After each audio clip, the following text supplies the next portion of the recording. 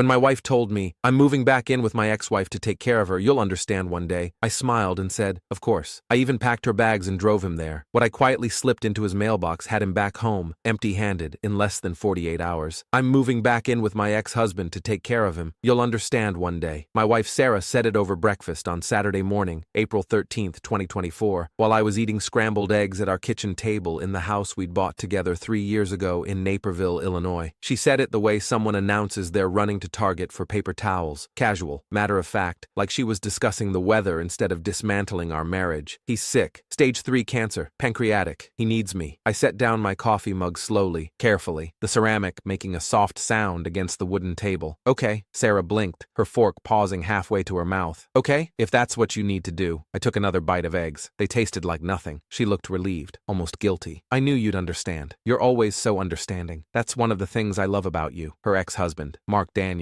They'd been married for 7 years before me. High school sweethearts who'd gotten married too young and divorced when Sarah was 29. She'd met me 2 years later at a friend's wedding. We'd been married for 3 years, together for 5. I'd thought we were solid. How long? I asked, reaching for my coffee. However long he needs. Could be months, could be. She looked away. They're not sure. The prognosis isn't good. What about us? About our marriage? We'll figure it out. I just need to do this. He doesn't have anyone else. His family's all gone. I can't just let him die alone. She reached across the table, put her hand on mine. You understand, right? It's the compassionate thing to do. I looked at her hand, at her wedding ring, the one I'd picked out, the one that had cost me 2 months' salary. I understand. Thank you. She squeezed my hand. I knew you would. Some men would make this so difficult. But you're different. You're good. I nodded. Finished my eggs. Let me help you pack. That afternoon, I loaded her car, a white Honda CR-V 2021 model, still had that new car smell. Clothes on hangers, carefully arranged so they wouldn't wrinkle. Toiletries in a cosmetics bag. Her favorite pillow. The memory foam one she'd special ordered because she couldn't sleep on anything else. Shoes, books, her laptop, her favorite coffee mug with the little cat on it. She kept apologizing while I worked, standing in our bedroom doorway watching me fold her sweaters. I'm not leaving you. This isn't about us. I just need to be there for him. He was my husband for 7 years. That means something. I know, I said, placing a stack of t-shirts into her suitcase. It's just temporary. Until he doesn't need me anymore. I understand. You're being so amazing about this. I zipped the suitcase closed. That's what you do for the people you love. I drove her to Mark's house, 43 minutes across town to Oak Brook, to a neighborhood with bigger houses and older trees than ours. Mark's place was a 2-story colonial with white shutters and a manicured lawn. The kind of house that said success, stability, permanence. Mark answered the door wearing jeans and a button-down shirt. No hospital gown, no visible signs of illness. He looked healthy, better than healthy actually. Tan, fit, the kind of glow people get when they've been working out and eating right. He also looked smug. Thanks for being so understanding about this, man, he said, shaking my hand with a grip that was firm, confident, nothing like someone in the late stages of cancer. Really means a lot that Sarah has your support. I smiled, met his eyes. Of course, family comes first, right? Exactly. He held my gaze a beat too long, a challenge in his expression that Sarah didn't see because she was already heading inside with the first load of bags. I helped carry everything in, 3 trips from the car. Mark's house was nice inside. Hardwood floors, granite countertops,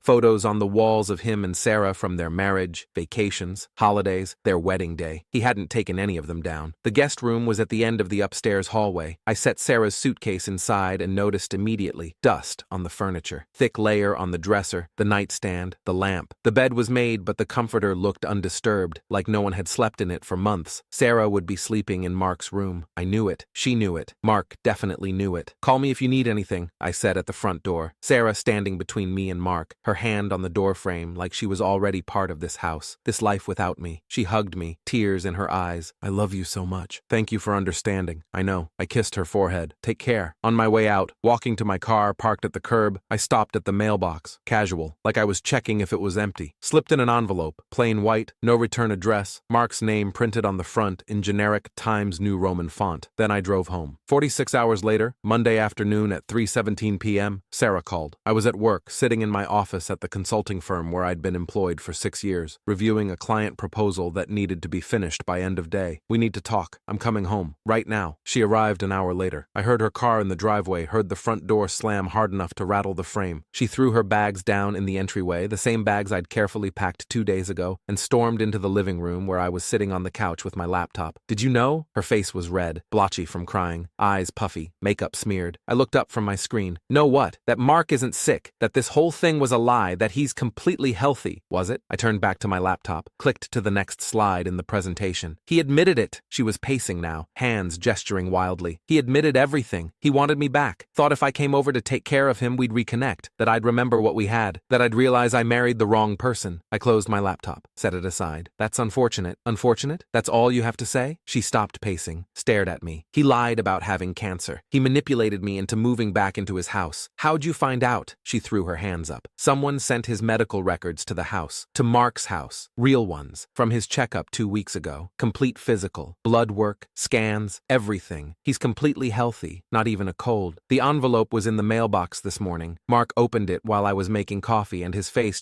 he went white. I asked what was wrong and he tried to hide it, but I grabbed it and she broke off, breathing hard. I nodded slowly. Interesting. That's it? Interesting? Her voice was rising. Don't you care that he manipulated me, that he lied about dying? I care that you left. Sarah's face shifted, confusion replacing anger. What? You told me you were moving in with your ex-husband to take care of him, indefinitely, because he was dying. You didn't verify that. You didn't ask for medical records, didn't talk to his doctors, didn't get a second opinion. You just went. He told me he had stage 3 pancreatic cancer. Why would anyone lie about that? I don't know, but you believed him without question. Packed your favorite pillow, the one you can't sleep without. Moved your clothes, your books, moved into his house. I stood up, walked to the kitchen, poured myself a glass of water. The guest room had dust on everything. On the dresser, the nightstand. No one had been in there for months. Sarah went very still. I wasn't planning to. What was it like, Sarah? Where were you planning to sleep? She didn't answer. Looked at the floor. I drank my water, set the glass down carefully. That's what I thought. You're twisting this, making it sound like I was leaving you for him. I was trying to help someone who was dying. Were you? I walked to my desk in the corner of the living room, the one I'd set up to work from home during COVID and never dismantled. Opened the top drawer, pulled out a manila folder, handed it to her. She took it with shaking hands. What is this? Mark's medical records. The real ones. Complete physical from 2 weeks ago. Blood work. CT scans. Chest x-ray. All clean. Sarah opened the folder, stared at the pages, at Mark's name at the top, at the doctor's notes. Patient presence in excellent health. No complaints. All systems normal. Follow-up in 1 year.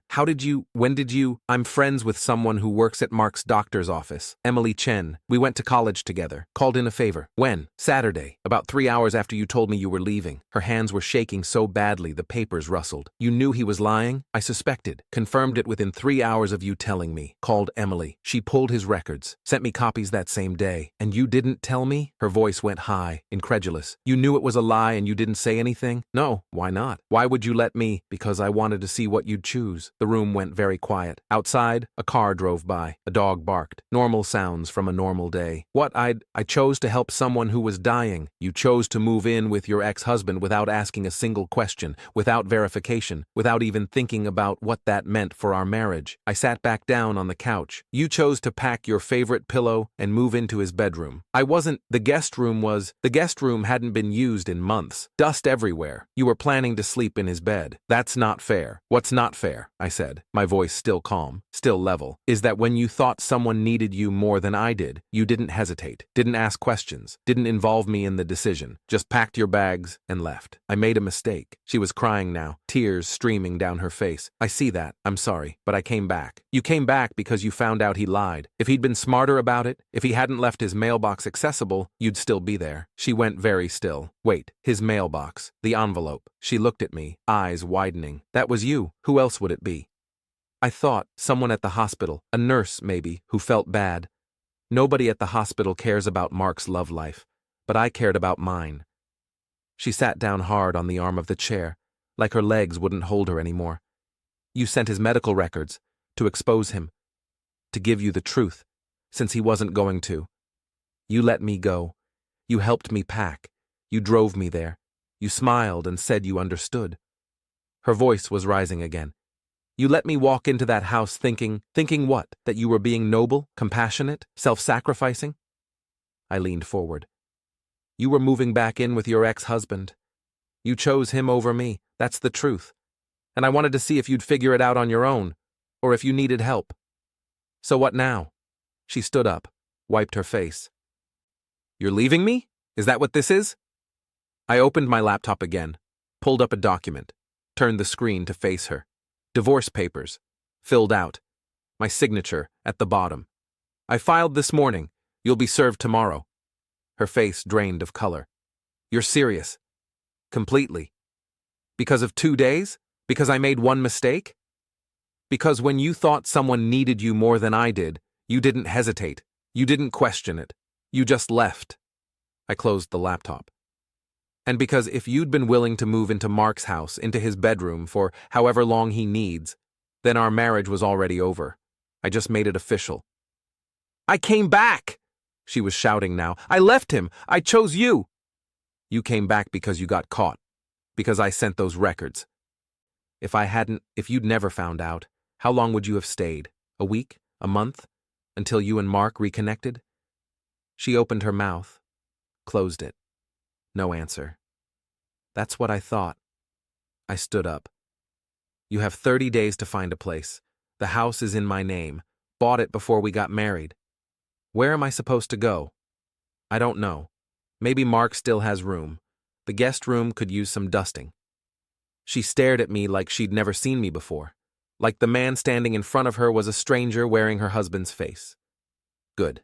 I'd spent 3 years being understanding, being patient, being the nice guy who never complained when she worked late, when she canceled plans, when she kept photos of her ex-husband on her phone for the memories, being the guy who packed her bags and drove her to another man's house with a smile because that's what good husbands do. They understand. But understanding has limits, and mine had just run out. Sarah grabbed her bags, didn't say another word, walked out the front door and got in her car and drove away, and I stood at the window watching her taillights disappear down the street. My phone buzzed. A text from Emily Chen. Did it work? I typed back, perfectly, thanks for the favor. Anytime. Coffee soon? Definitely. I set my phone down, looked around the house, my house now. Quiet, empty. Exactly how I'd left it before Sarah. Before I'd let someone convince me that being understanding meant being a doormat. The divorce would be final in 90 days. Sarah would sign or contest, but either way, it was over. And somewhere across town, Mark was probably realizing that his plan to win back his ex-wife had backfired spectacularly, all because of a plain white envelope in his mailbox containing the truth he'd tried so hard to hide. I smiled, poured another glass of water, sat back down at my laptop, had work to finish, a presentation to complete, a life to rebuild, and this time I'd do it on my own terms.